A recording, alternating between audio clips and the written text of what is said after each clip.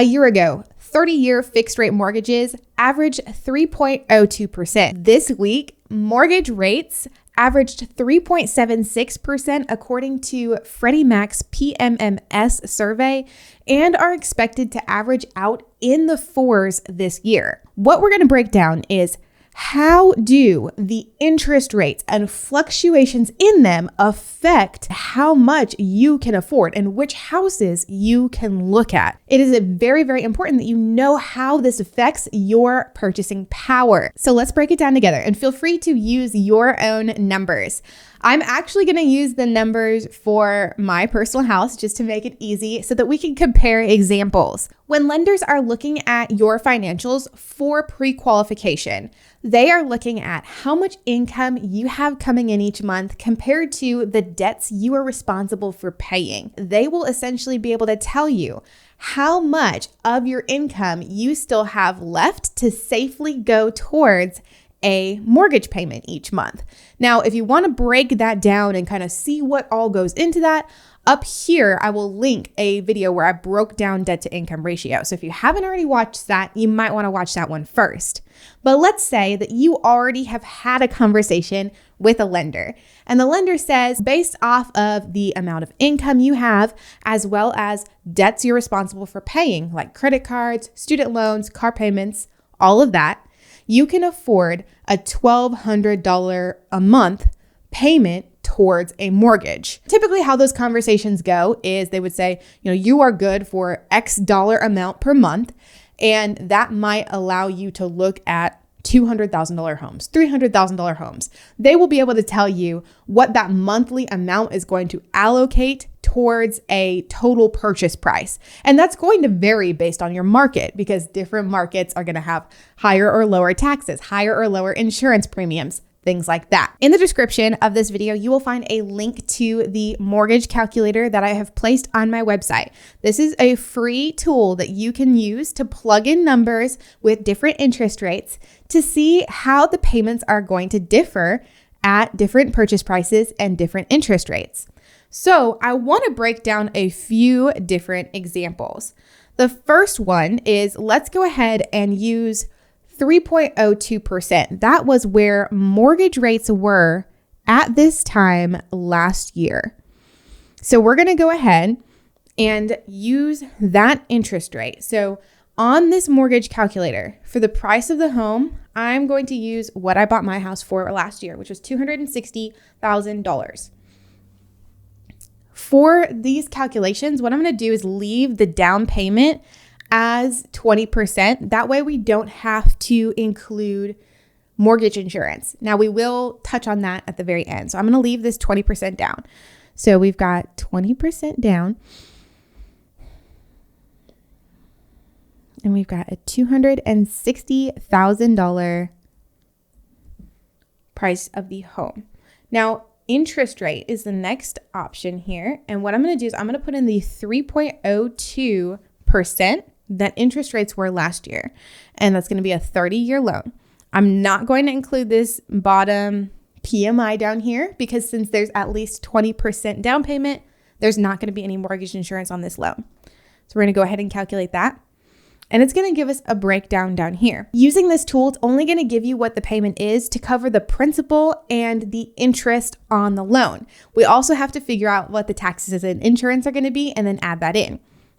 So for all of these factors that we put in with the 20% down, the 3.02% interest rate, we are looking at a total monthly payment of $879.18.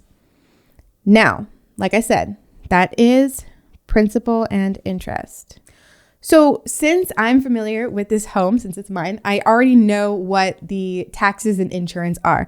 So my yearly taxes that we're going to use for everything, taxes are going to be $1,541 per year, aka $129 per month.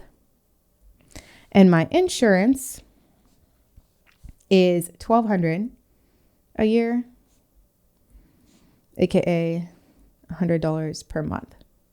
You can always find out what the taxes are for any home that you are considering by going through the county records or the treasurer's office, or typically on listings for homes for sale on Zillow, Realtor.com, all those things. They're going to have like estimated taxes amounts on there that you would just do the same thing. You would divide the total for the year by 12, and then you would add that in to the monthly payment. So now that we know at this 3.02% that my principal and interest payment is going to be that $879.18, what I'm going to do is I'm going to add in the $129 and add in the $100 for my taxes and my insurance. That is going to give me a total of $1,108.18. So this would be my total house payment at a $260,000 sales price with 20% down at a 3.02 interest rate. So that was last year's interest rate. If we bring this up to speed today, this is going to differ a little bit. Let's erase this, give ourselves some space. Freddie Mac's PMMS survey reported that interest rates averaged 3.76% last week. So let's use that to see if we don't change anything in regards to down payment, and we don't change anything about the overall price. So we leave those two the same, and all we change is the interest rate. How does that affect our mortgage payment? Well, let's go back to our nifty little calculator here. We'll keep the first two fields the same. We'll change this interest rate to 3.76%. And we will once again leave that mortgage insurance out, recalculate. So now you can see our payment is going to be $964.46. We have to add in our taxes for the month as well as the insurance. And that will bring us to a total of $1,193.46. So you can see what a difference that makes, almost $100 extra a month just by raising the interest rate. Let's take this just one step further. Let's mess with some green this time. And let's say that interest rates continue to go up. So back in 2018, I bought a house for an interest rate of 4.25%. That was pretty competitive at that time, and, was actually considered low. So if we use all the same information at a 4.25% interest rate, we keep the 20% down, also keep the same sales price of $260,000, and we plug that in to our little calculator here at 4.25%, and we recalculate that. Woo! This monthly payment is jumping. It is $1,023.23. Of course, we are going to be smart home buyers. We're going to add in the amount for taxes and insurance, bringing us to a total of $1,252.23. Now, things are really getting put into perspective, right? At these three different interest rates, 3.02, 3.76, 4.25, with everything else staying the same. If my lender told me, Nicole, you cannot go over a mortgage payment of $1,200 a month, do you see how I pretty much would no longer be able to afford a $260,000 home and the payment associated with it if interest rates rise to 4.25%? Now, I'm cutting it very, very close at 3.76%, but if interest rates were still today where they were last year at 3.02, I had some wiggle room on that purchase price. So you can see the higher interest rates go, the more that you are paying towards interest each month, which means that the less you are going to have to go towards the actual purchase price of the house. I know that this was just one example and we used 20% down, but what happens if you aren't putting 20% down? Things get a little bit more volatile. Before we move past this, I want to do one more calculation using a lower down payment, just for those of you who may be wanting to do this calculation using like an FHA loan or a lower down conventional. Let's say for this next example, we're going to look at FHA and we're going to do 3.5% down. If we kept that same 3.02% interest rate that was here last year, and we plug that in with a lower down payment, so let's say the 3.5% down, 3.5. And if you wanted to change this to dollars and do like a $10,000 down payment, you can do that as well. And let's say we have moved back to the 3.02%. Now, keep in mind, anytime we're using anything less than 20% down, you are going to have mortgage insurance unless you've got like a VA or something like that.